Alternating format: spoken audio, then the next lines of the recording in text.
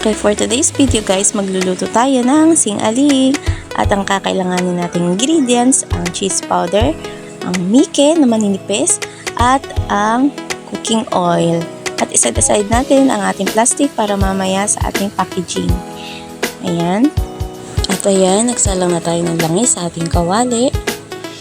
At nilagay na natin ang ating mike. Ayan. Haluin lang po natin siya para hindi tikit-tikit. Ayan, second batch na pagsalang. Ayan, kanina po siya pag naluto. Tcharan! Ayan, luto-luto lang po hanggang sa maluto lahat. Ayan, ganun lang po siya para ka lang nagpiprito. At yan, dyan sa packaging naman po tayo. Ayan.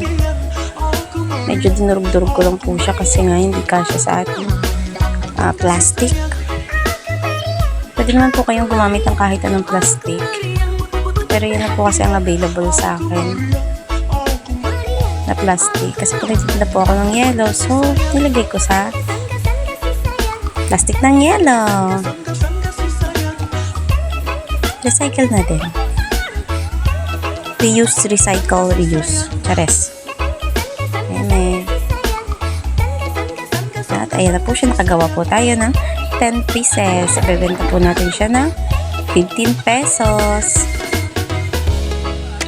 Actually, tumubo na po tayo dyan sa halagang ayan, sa puhunan pong 100 ay nakatubo tayo ng 50 pesos. Taran!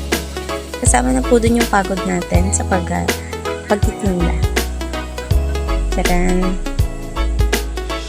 Ayan po ang aking mga customer, ang aking mga kapwa-estudyante na napakababait at napaka-supportive. Maraming salamat po sa inyo lahat.